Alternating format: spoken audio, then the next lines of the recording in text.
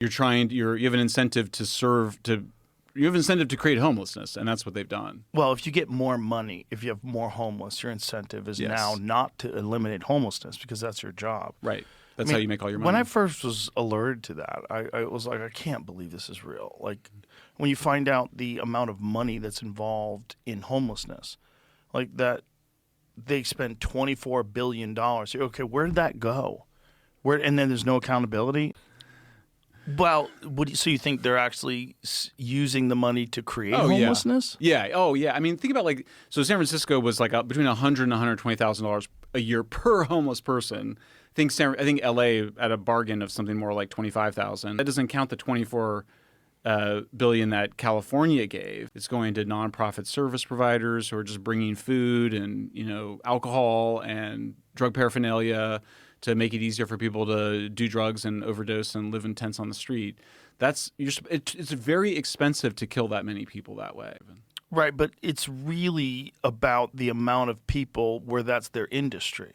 There is an industry in taking care of the homeless situation and addressing the homeless situation. And some of them are making $250,000 a year and more, which is just nuts. And then it's not getting better. It's only getting worse.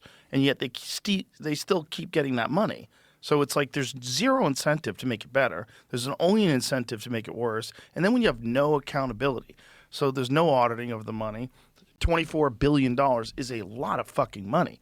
So who's getting greased up? Mostly it's into the temporary, what they call it permanent. It's a propaganda word. Propaganda. It's a permanent supportive housing. It's neither permanent nor supportive. It's often warehousing addicts where they die. I mean, we know that they die at very high levels in those little crummy, single resident occupancy rooms. Yeah. They bought a lot of motels that were, low income, cheap motels, converting them, but they don't really. All that money should have gone into a centralized addiction and psychiatric care system. And instead, it's just basically incentivizing people to live on the streets and use hard drugs and die and overdose. It's just so crazy. I mean, if you wanted to make it better, you would incentivize them and pay them based on the amount of people that are no longer homeless. Right.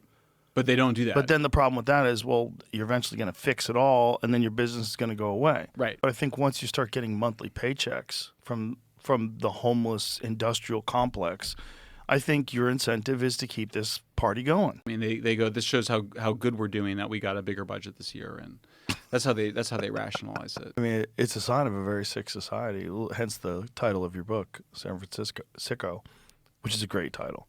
I mean, it's a sick place.